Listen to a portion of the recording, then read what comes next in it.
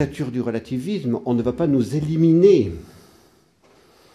je dirais physiquement. Bon, peut-être qu'il peut y avoir un petit... Bon, mais non. Mais on va nous éliminer en nous disqualifiant. Oui, on va nous éliminer par le jeu actuellement médiatique. Donc tout de suite, vous voyez le professeur Jérôme Lejeune, on ne pouvait pas l'attaquer de front, mais on va le disqualifier. Donc on va vous traiter de tout,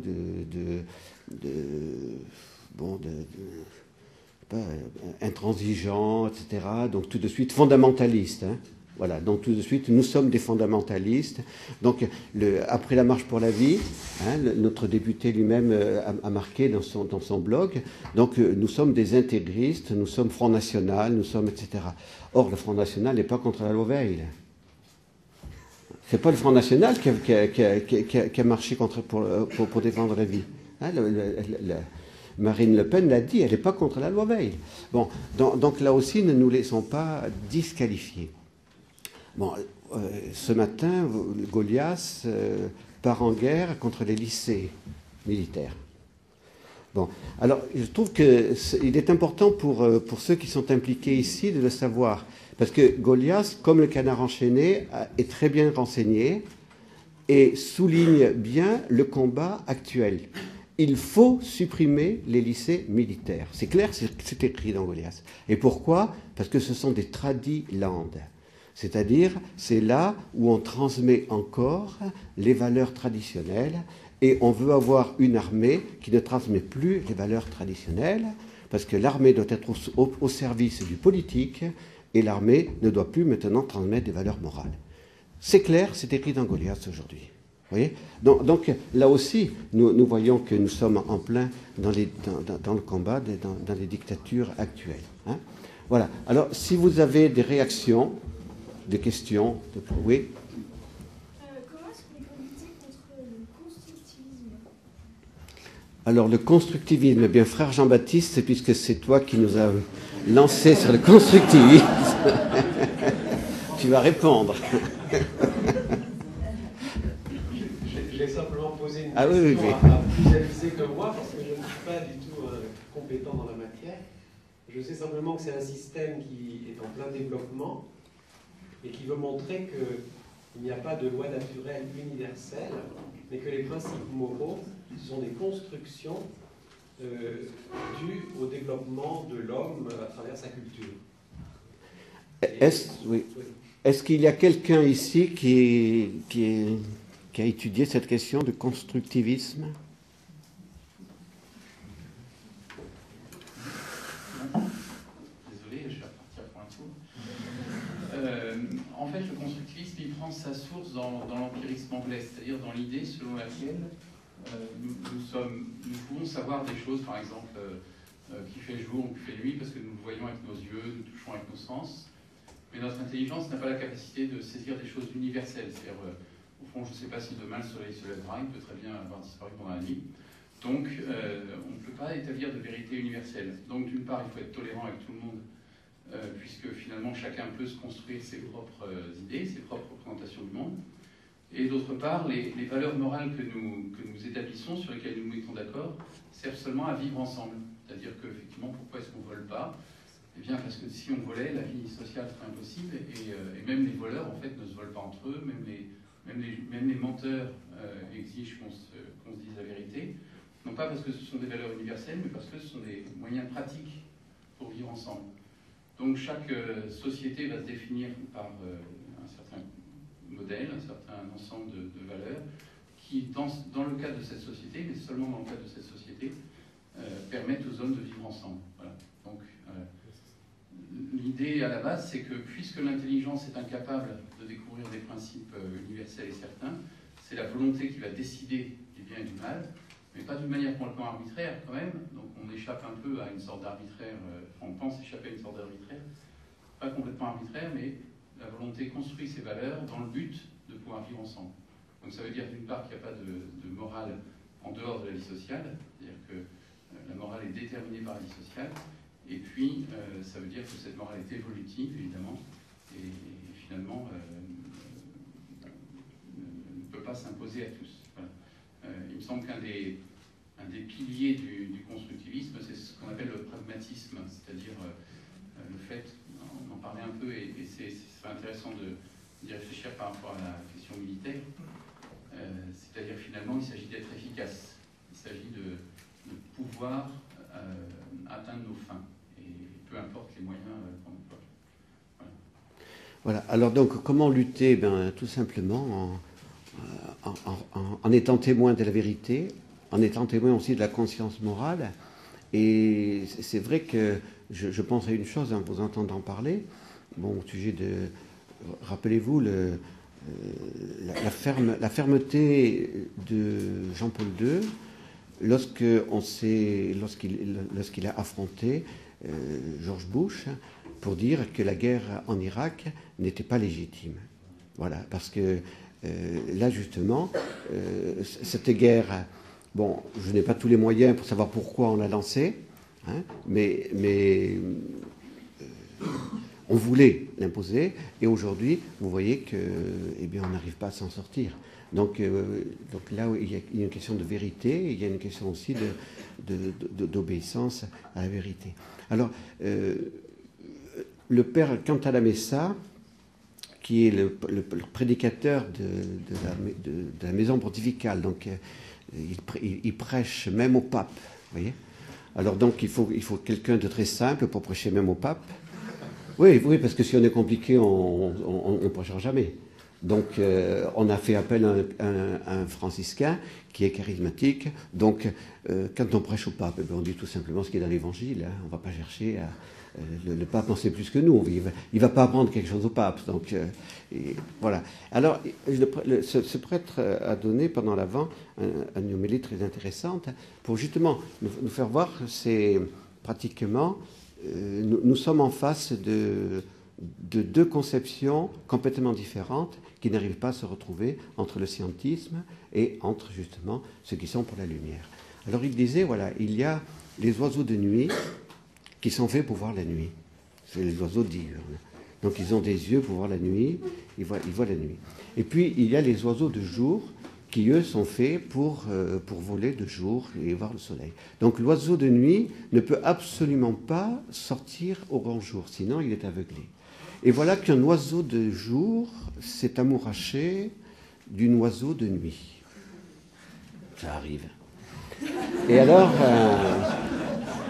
ces amoureux commençaient à se parler un petit peu. Donc l'oiseau de nuit, bien sûr, a parlé de ses expériences de nuit, et l'oiseau de jour a voulu parler de ce qui se passait, le soleil et tout. Et puis l'oiseau de nuit lui a dit, moi le soleil, j'y crois pas, ton soleil, j'y crois pas, tout ça, c'est pas possible. Nous, on vit très bien la nuit, on a tout ce qu'il nous faut. Alors voilà, le scientisme, c'est l'oiseau de nuit. Et ceux qui sont ouverts à la vérité, c'est l'oiseau de jour.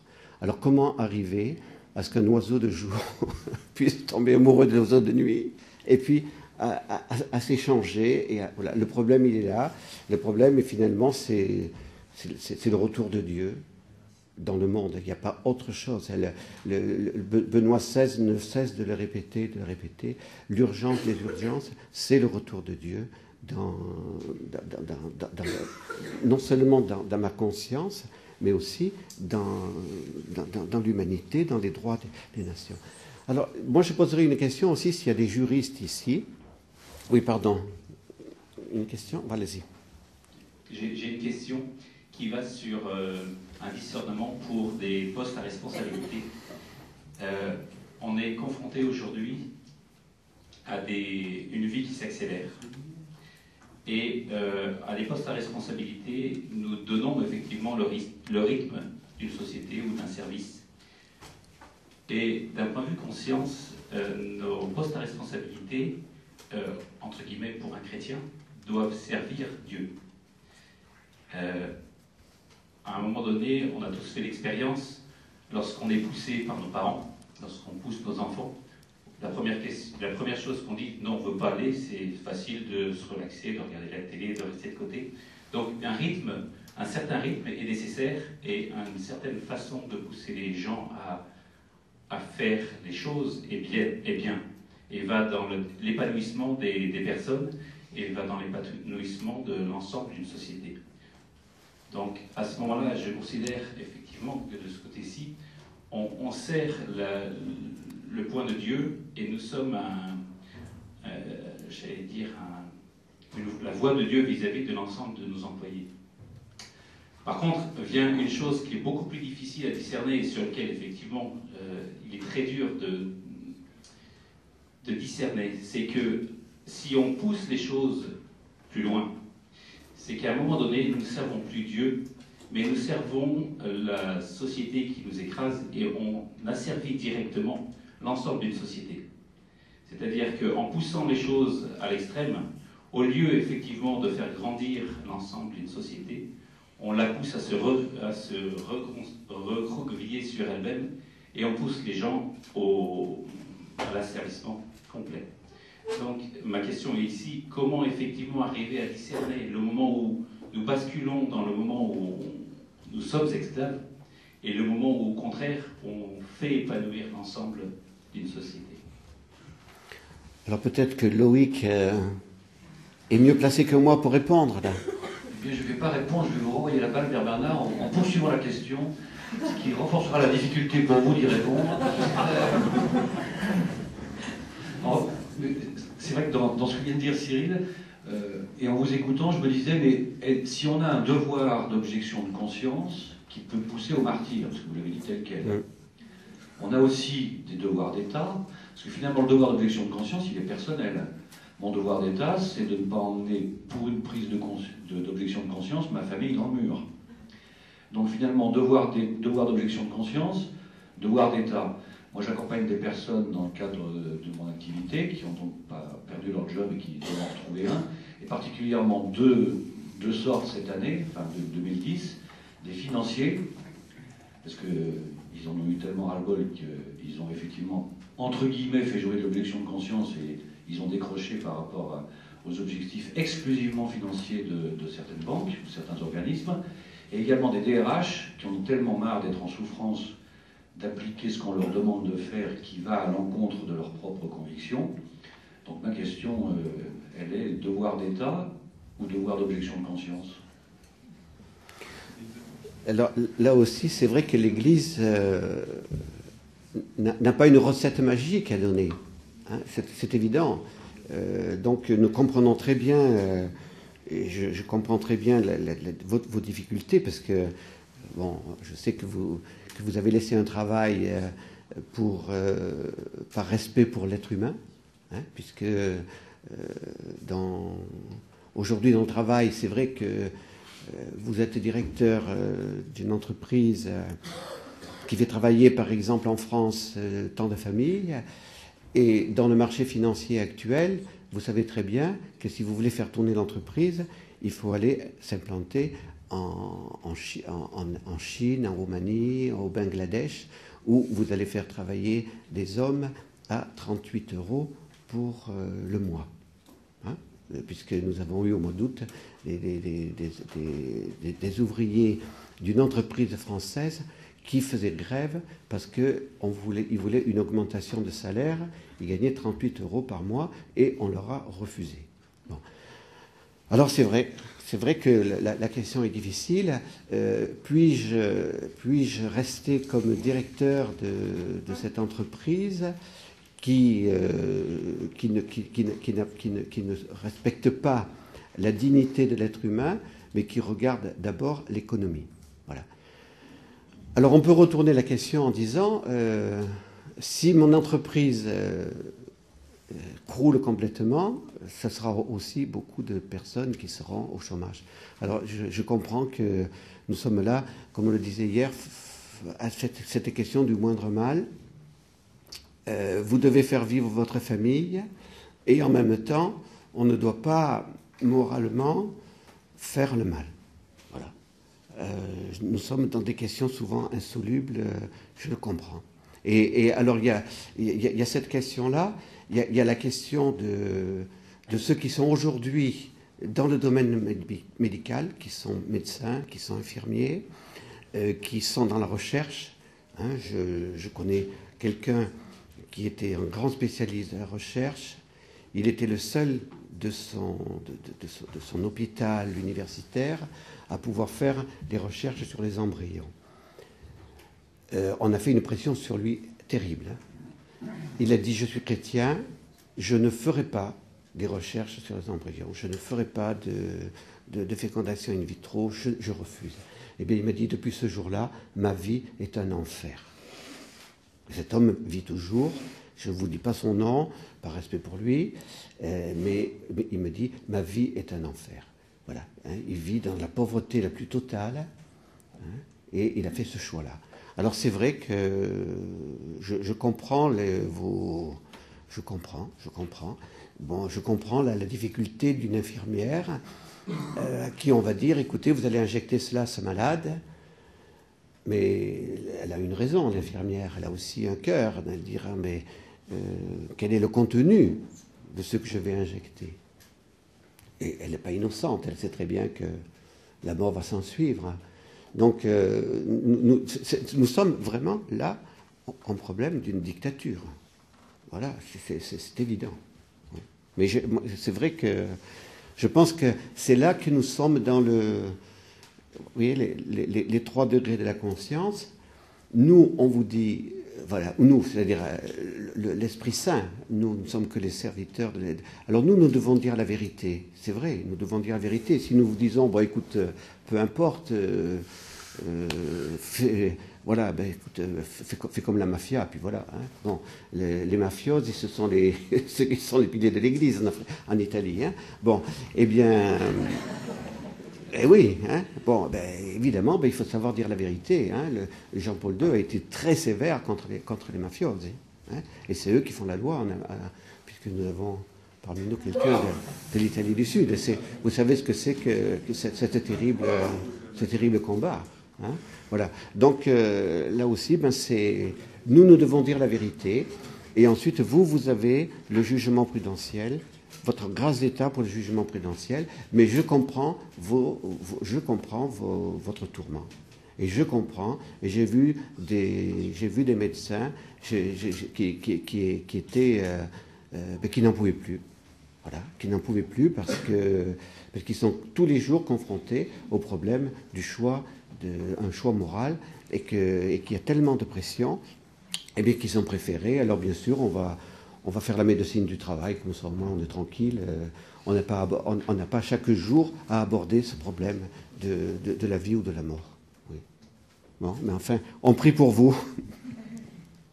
On prie pour vous, et en même temps, c'est vrai qu'on le disait hier, s'il n'y a pas de personnes qui se lancent dans la politique, on va laisser la politique à tous les francs-maçons. Hein, et eux, ils vont faire appliquer les lois. Alors c'est vrai que, eh bien, il faut qu'il y ait des catholiques courageux qui se lancent et qui arrivent à mettre justement un peu de droit. Alors, c'est la question que je voulais vous renvoyer, justement, s'il y a quelqu'un ici qui est du droit. Il faut dans les études de droit, aujourd'hui, faire réfléchir sur la question d'un état de droit. Qu'est-ce que ça veut dire être état de droit? Qu'est-ce que ça veut dire être état de droit? Parce que finalement, le droit aujourd'hui, on ne fait que du droit positif. On connaît toutes les lois que... Hein, vous voyez le Conseil constitutionnel. Bon, la réponse du Conseil constitutionnel au sujet du mariage homosexuel. C'est lamentable, cette réponse. Si je dis ça, je me fais... en plus, c'est enregistré. Mais c'est lamentable, cette réponse. Parce que le Conseil constitutionnel n'a pu dire qu'une chose. Aujourd'hui, le mariage homosexuel n'est pas constitutionnel. Messieurs les législateurs, votez la loi, et demain, le Conseil constitutionnel vous dira, pas de problème, le mariage homosexuel est constitutionnel. Eh bien ça, je me lave les mains. Hein? Il faut dire avec force, le mariage homosexuel ne pourra jamais être de droit. Jamais, parce qu'il va contre une valeur non négociable qu'est la famille. Et c'est pour ça qu'il faut mettre cette valeur non négociable qu'est la famille au premier plan. Même avant le droit pour la vie, si vous voulez. Parce que dans le commandement de Dieu, tu honoreras ton père et ta mère. Parce que la famille est fondée sur le mariage d'un homme et d'une femme. Hein. Et là aussi, vous voyez la confusion entre entre la culture et la nature. Hein, aujourd'hui, on nous dit que l'homme et la femme, c'est simplement une question de culture. Ben, ouvrez les yeux. Hein? Non, franchement, nous avons quand même, au niveau biologique, au niveau psychologique, au niveau de toutes les sciences humaines possibles et imaginables, nous savons que l'humanité est fondée sur la différence entre l'homme et la femme. Il n'y a pas 5 genres humains. Ça, c'est la théorie du gender. Hein? 5 genres humains. Il y a le masculin, féminin, homosexuel masculin, homosexuel féminin et transsexuel. Eh bien, ça, c'est faux, c'est un mensonge. Que ce livre de Pierre Simon nous montre ce que veut Pierre Simon, ce que veut la franc-maçonnerie. C'est vraiment une attaque contre Dieu. C'est une attaque contre la vérité. C'est une attaque contre justement la famille, parce qu'on ne veut plus confier à la famille le pouvoir de donner la vie. On veut que ce soit un pouvoir anonyme, et on veut donner la vie uniquement de telle manière, telle qualité. Tous les handicapés n'ont plus le droit de vivre. Voilà, on veut une vie, c'est l'eugénisme. Il ne faut pas avoir peur du mot, on y est en plein dedans. Voilà, et bien ça, c'est écrit noir sur blanc par Pierre Simon. C'est écrit noir sur blanc par Pierre Simon. Voilà, alors je crois que là-dessus, eh bien, il faut qu'on soit clair. La vérité s'impose, et la vérité est là. Dieu a créé la famille a ses lois qui viennent de Dieu, et la famille est fondée sur le mariage entre un homme et une femme. Et il est important que la mère qui vient de faire le mariage homosexuel la semaine dernière, de Montpellier, soit condamnée immédiatement. Elle est hors la loi. Elle vient en tant que mère de célébrer un mariage homosexuel. Voilà. Et, hein? Elle n'a pas fait sur le registre d'état civil, donc c'est une façon de le faire, mais c'est pas mandable. C'est du happening, c'était par là. Ah oui. Oui, mais enfin, elle avait son... Elle avait son... Bon, je pense que maintenant, c'est le temps de s'arrêter. Donc, la messe est à 10h. Et puis, à 11h30, on se retrouvera pour alors 3 témoignages sans débat après.